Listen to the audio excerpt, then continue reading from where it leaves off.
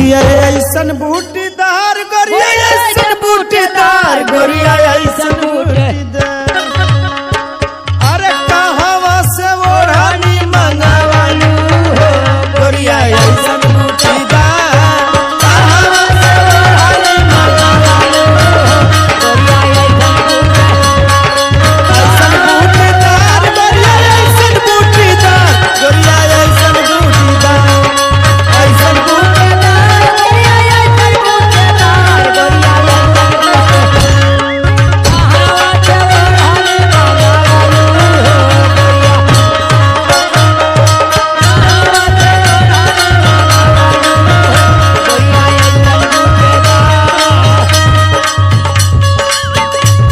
अरे ओढ़नी के हवा बाटे जहाँ जहाँ लागे ओढ़नी के हवा हो जहाँ जहाँ लागे ओढ़नी का हवा अरे वही जखे लोगावा भइला बाटे पागल आई हवा के लोगावा भइला बाटे पागल आई हवा के लोगावा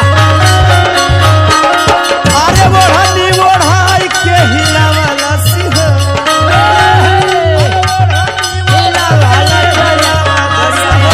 पूरा यूपिया बिहार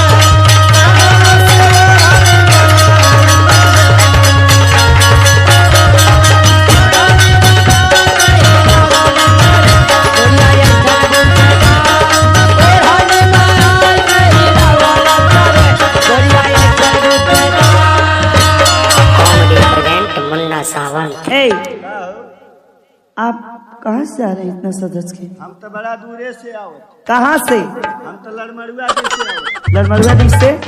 मैं नहीं जानती। वहाँ पे पड़ता है नरा पुल के लगे अच्छा, वहाँ क्या पड़ता है? वहाँ पे हम एक में से दो करते हैं एक में से दो? हाँ आपका कुछ वहाँ खुला है क्या? हाँ वहाँ पे मिल खुली है मिल किसकी?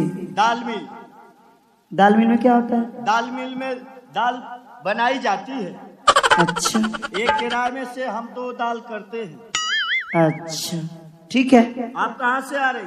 मैं तो यहीं से आ रही हूँ, बनारस से। बनारस? हाँ अच्छा, पड़ोसी के लगती है? हाँ हाँ। क्या नाम है? रानी। अच्छा, तुम्हारे नाम रानी है? हाँ। बड़ा दिन पे भेंट भइल हो। हाँ हाँ बोलिए। ये बतावा जी कि इतनी दिन कहाँ रहलू है? अपने घर बैठी थी, कोई बात है क्या? अरे बड़ा दिन से सोचत रहली कि तुहरा से भेंट हो जा। भेंट तो हो गई आज मुझसे। भेंट हो गई जी। तो देखा तू तो हमके वही दिनवा बड़ा बेतमीज से बोलत रहलू। कहिए। अरे पढ़ल लिखल हो कि अनपढ़ मतिन बोललू? मैं पढ़ी लिखी नहीं हूँ इसीलिए तो इससे बोलती हूँ।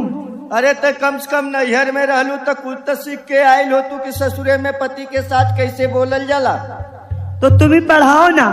अरे कैसे बोला जाता है मैं तो नहीं जानती। पढ़ जैबू? हाँ चला ठीक है ने आवा। तो ये बतावा कि ABCD पढ़बू की कखा गघा? तुम्हारा क्या इच्छा है? तो हमार तो इच्छा कि पहले हिंदी पढ़ाई ली तो ठीक हो। तो पढ़ा लो। पढ़ाई? पढ़ाओ। अच्छा, हम जैसे जैसे पढ़ाई तू वैसे वैसे पढ़िया। ठीक ठीक ना? ठीक। तो शुरू हो जा। हाँ। कहा का? कॉमेडी प्रेजेंट मुन्ना सावंत। कहाँ का? कहा खा? कहाँ का? अरे पढ़ाई आदमी मती। पढ़ तो रही। कहा का? कहाँ का?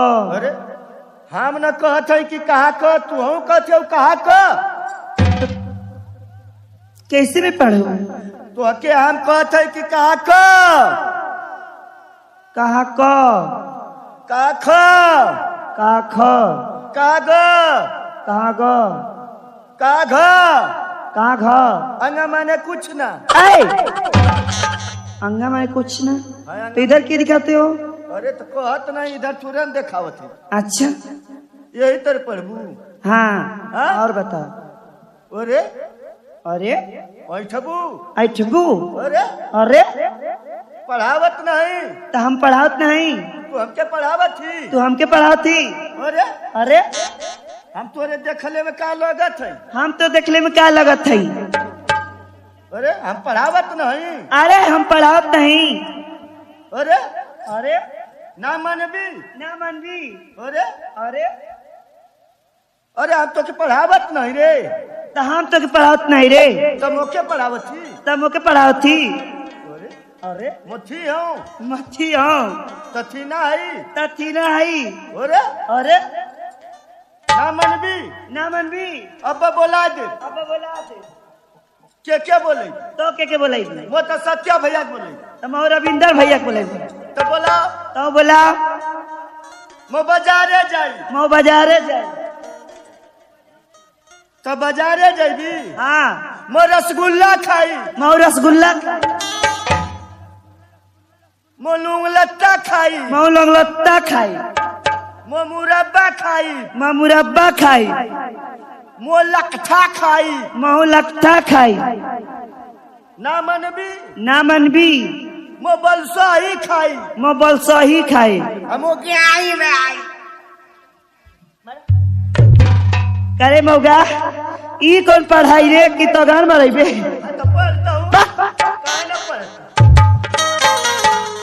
हम ही ना पढ़ाई पढ़ो अभी ना पढ़बी ना कहते कि सीधे से पढ़ता उल्टा ही कुल बात बोला हम ऐसा पढ़ाई ना पढ़ब हम अंडा खाई कुल कर तो तू अंडा खेबे तो डंडा के खाई तू ही ना हाँ यही तरह पढ़बी तब कैसे पढ़ी हो नैहर में रहली बड़ा यही तरह छेड़ चरावत रहली तोर भैया दादा सजवे तो के विदा कह दिया इहो बात भी है काहे रे तो छेड़ चढ़ाते तो तू कौन मेरे अच्छा रहला पढ़ल लिखल तब करे पढ़ले हैं रे आए हाँ तो हम कौन गधैया बड़ी तो चल फिर देखी जाई चलो ठीक बा